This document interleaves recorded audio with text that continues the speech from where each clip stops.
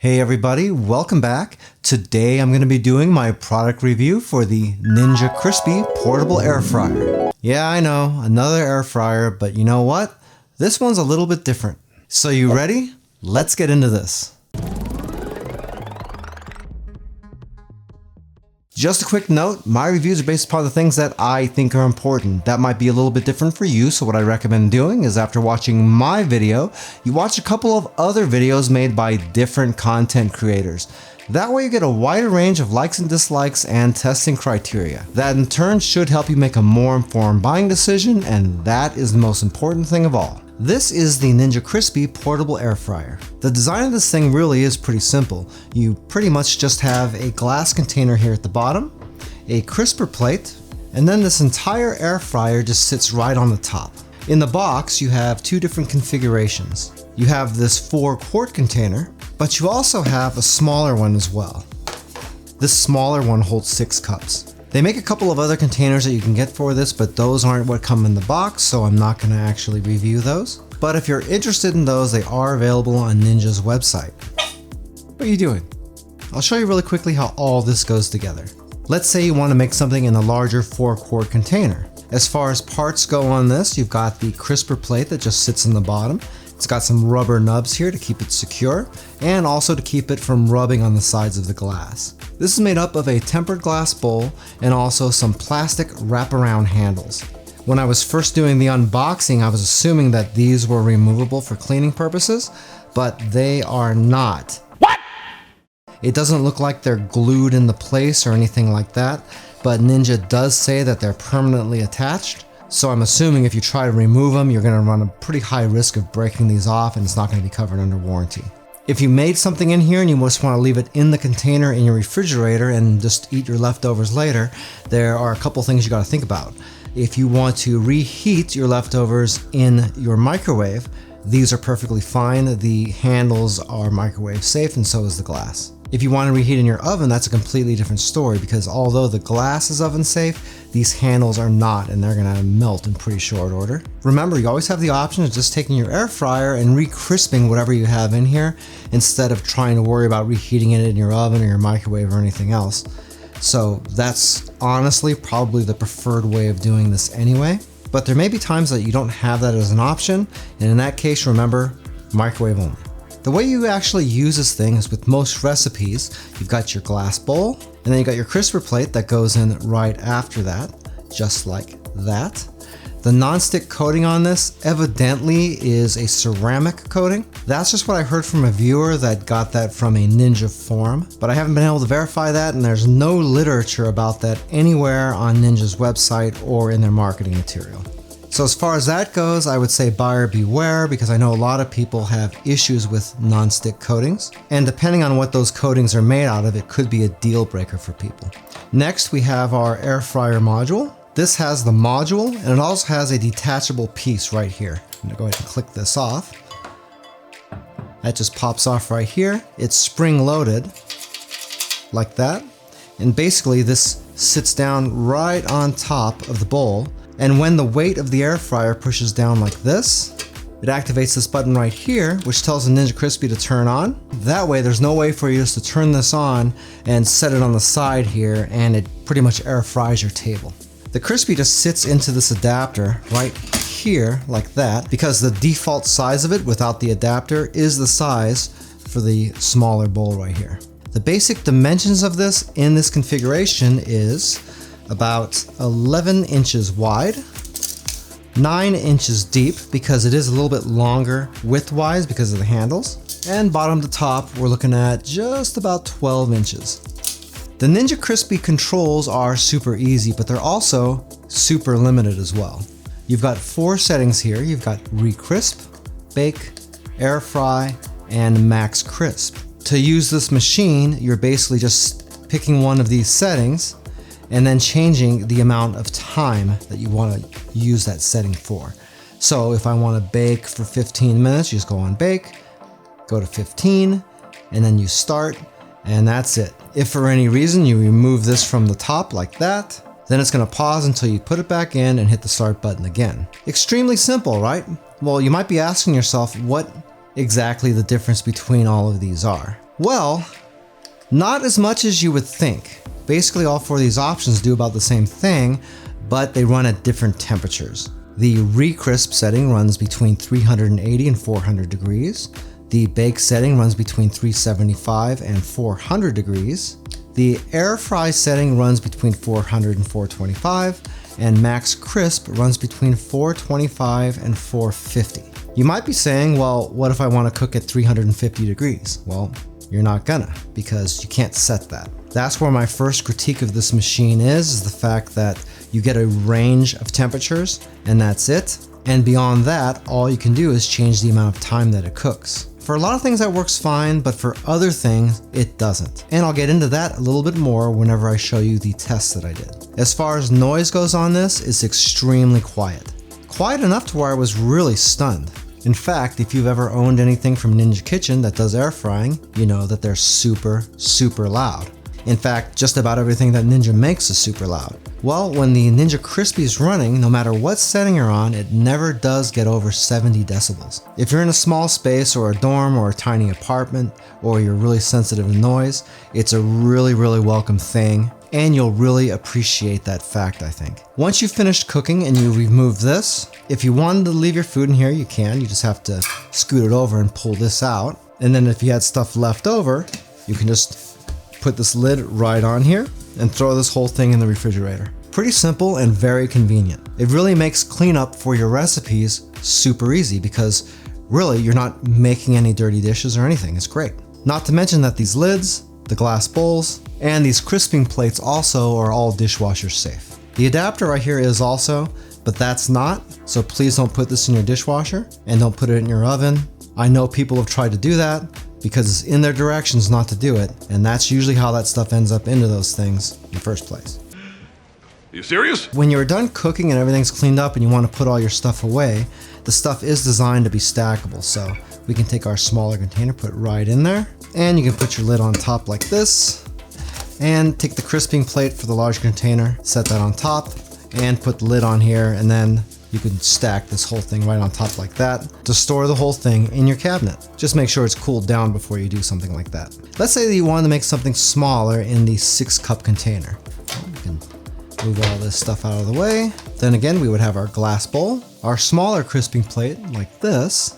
You can see that those don't sit all the way at the bottom. They're actually raised up about 1/2 inch or so. That way you have enough circulation in this thing and it'll be able to cook the bottom as well. Now to put on the air fryer, obviously we're not going to use this adapter because that's just for the larger bowl. So without the adapter panel on there, this thing would just sit on top just like that. From here, the machine works the exact same way, except that cooking times are going to be slightly different because we are working with a smaller container. The quick start guide does have these charts in the back of the book that will tell you how to change the amount of time and what settings to use based upon which container that you're using. It's also got some cool recipes in there, like this chicken parmesan one as well. So far, so good, correct? Well, here's where we get into some of the nitty-gritty with this machine. The Crispi unit does have these nubs here on the bottom side of it, so you can set it right on your countertop like this if you have to take it off of your machine for whatever reason. That way it doesn't make contact with your countertop and start a fire or mess it up or anything. What I've observed though is this is still super close to your countertop. If you're using the larger container, it is a little bit further away, but even with that, it's awfully close, and even though Ninja specifically says that it makes it safe to use on butcher block countertops like this, I found that if I had that sitting here for about 30 seconds or so, the countertop was really, really hot. That was a little bit alarming because I don't want it to get too hot and mess my countertop up, right? So I did find myself picking up the unit and moving it around just to not leave it in the same spot for too long if it was going to be off the top of this thing. In a perfect world, you're probably not going to be doing that a whole lot. In fact, it's probably only going to be off for a few seconds while you're stirring contents or something like that and then put right back on.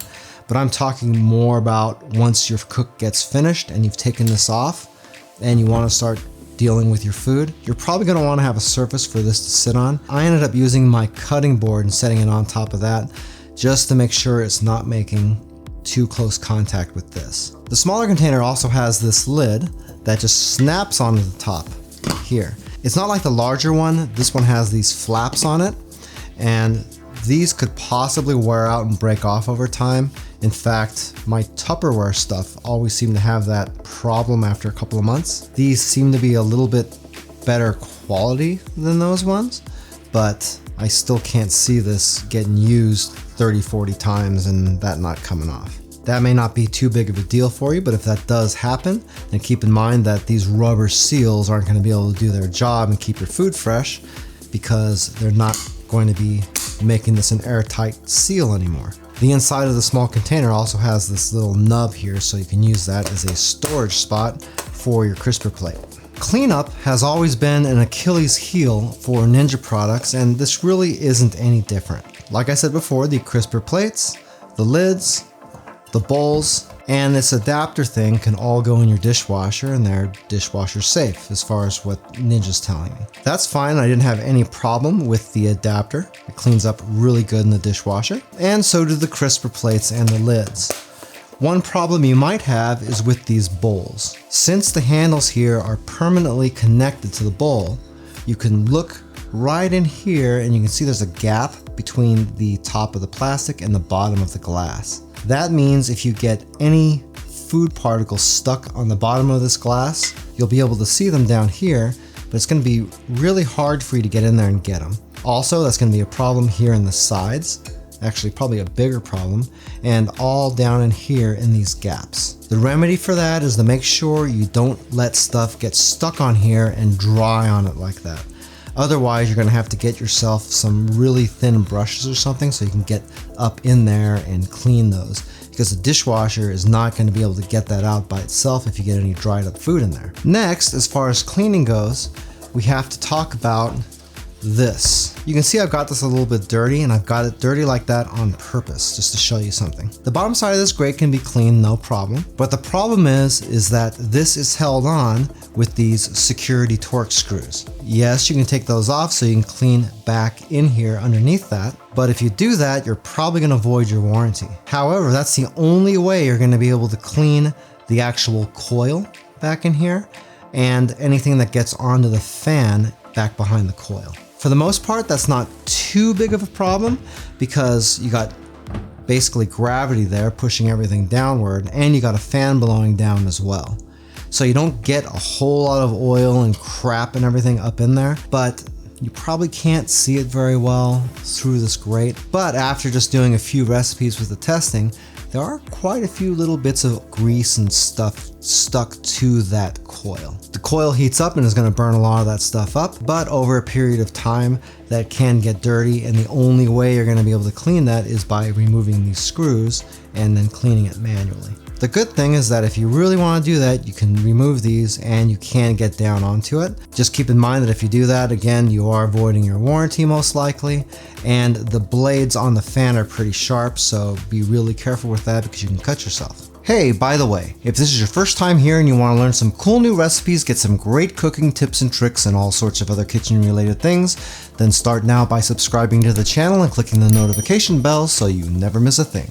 To test the Crispi, I did a whole bunch of things. The first thing I tried to do was air fried steak. So I seasoned and oiled both sides of a ribeye steak that was cut about 3/4 of an inch deep. Then I put that into the large container, set the Crispi to air fry, and set the timer for 15 minutes. From there, I just let the Crispi run, and I didn't touch the steak or open the machine at all. After the 15 minutes were up, here is the result of the steak. It's actually got a pretty nice sear on it, and I was pretty surprised. The underside of the steak was cooked pretty good too. At 15 minutes, I was thinking that it was probably going to cook the steak all the way through, but I really didn't care. Depending on how you like your steak, that could be a good thing or a bad thing, but remember, you can always cut the time down as well. Just keep in mind that if you're trying to get a good sear on your steak and you want it to be cooked less, you've got to go with higher temperatures. That's going to be a challenge for this machine because you're really limited by your presets as to how hot this can get. That brings us to the second test, which once again is another steak test. This time I use a little bit thicker cut of meat and I set it to the max crisp setting instead, seasoning and oiling the steak the exact same way I did before. Once again, I set the timer the same and started it up and let it do its thing on its own once again. I was hoping that that max crisp setting was going to sear the outside of that steak a little bit quicker. That way I could cook the steak a little bit less and still get that nice crunch. This came out a little bit better. I still quite didn't get the amount of sear that I wanted on the outside. but it seared it really close to the first steak test, and I had a much less cooked steak on the inside as well. So if you like your steak cooked a little bit less and you get one of these machines, just remember to use that max crisp setting and not the air fry setting. Next, I used the bake setting to try to make some triple chocolate cookies. With this test, I ran into problems. This was the one where not being able to change the temperature really has a huge effect. The heating element on the crispy sits very close to the stuff that's in the bowl. Basically, if you ever use the broiler in your oven, it kind of sits about the same distance away. So when I baked the cookies, I set the time anywhere between 7 and 12 minutes, trying to get better results. But every single time, the tops of those cookies were burned. In addition to that, the less time that I cooked them, the more likely it was for the inside of the cookie not really to cook properly, and you end up with a gooey mess at the end of the day. When they cooled down, they tasted okay, but honestly, I wouldn't recommend using a machine like this for cookies because you get a better result out of your oven anyway. And even with the large container, you're still probably only going to cook 5 or 6 cookies at a time. And for me, that's really just not enough to make it worthwhile. You can cook a couple of dozen at a time on a sheet tray, and you can put 2 or 3 sheet trays in your oven at once. So really, cookies are a no-brainer just to do in your oven. Unless, of course, you have no other option, in which case it'll do them. They're just not going to be great.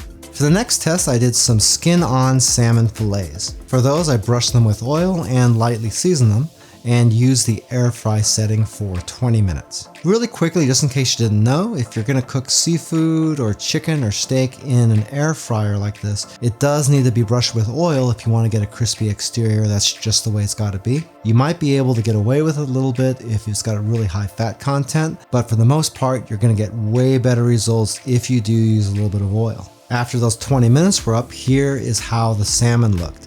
This was by far the best results that I've got in the Ninja Crispi. This salmon came out absolutely perfect. The tops of the salmon are nice and crunchy. If you turn over and poke at the skin, you got a nice crunch on that as well. That's something that you have a hard time getting when you bake those in your oven because the bottoms typically get a little bit of oil buildup on them, so they're a little bit soft. That's why a lot of times when you cook in your oven, you do it skin side up so you can avoid that problem. The salmon fillets were pretty thick, but you can see I did get a nice cook all the way through on those. A lot of people like it a little bit less cooked in the middle. I'm not one of those people, but if I would have cut the time down by 2 or 3 minutes, it would have come out perfectly that way as well. For the next test, I made frozen seasoned French fries. For that, we set on the max crisp setting, set it for 30 minutes and let it run. Halfway through, you do need to pause the crispy, open up the container, and redistribute the fries in the container just a little bit. That's normal and something that you need to do in every air fryer just to make sure that you're getting even cooking on everything. Remember, you're pushing air down from the top on this machine, and if it's not getting circulation, it's not going to be able to cook those things. Therefore, if you have something packed like I did in here, which was 2 pounds of French fries, you've got to redistribute the stuff in there just to make sure that the stuff on the bottom does get cooked. After the 30 minutes were up, here is the results on those fries, and you can see that they're pretty darn good. They're really crispy. In fact, they're probably some of the better French fries that I've gotten out of an air fryer. None of them are burned or overcooked or anything in relation to the other ones, and everything seemed to cook really evenly. For the last test, I made some Hot Ones chicken strips. Those are pre-made frozen chicken strips, and you just put them into the fryer straight from your freezer. The one thing to remember with something like this is that you need to put it in one single layer. You don't want to just dump the entire bag in there. It's not going to work out very well just because the meat is really thick. But after air frying those for about 25 minutes, pausing halfway through to turn them over, those came out really good. The breading on the chicken strips is really nice and crunchy. And cutting into the strips, you can see that it is cooked all the way through and they're not totally dried out. So the lack of being able to customize the temperature really didn't play a major part in this, except for doing the cookies. And I suspect that's going to be a problem for a lot of baking recipes. Hey, Joe's Phenomenal now has channel memberships. For most people, you can see a join button down below the video window that you can click and see what type of perks I'm offering. If you're using an iOS device, you might not be able to see it, and if that's the case, I do have a link down in the description of the video as well. The Ninja Crispi portable air fryer definitely has its pros and cons, but it's also aimed at a really specific niche. If you're in a situation where you really need that portability, this might be just the thing for you. If not, you're probably going to be better served with a larger machine. If you'd like a little bit more information about the Ninja Crispi portable air fryer that I used in this video, I do have an Amazon affiliate link to it down in the description. If you buy anything through those links, I do make a small commission, but it doesn't change the price that you pay 1 cent. If you like this video and you're in the market for an air fryer, you might want to check out my review right here for the Ninja Double Stack XL air fryer. That one's a little larger, but it can do a lot more stuff. Well, that's it for now. I hope to see you back again here really soon, and until that time, I'm Joe, and I hope you have a phenomenal day. Take it easy.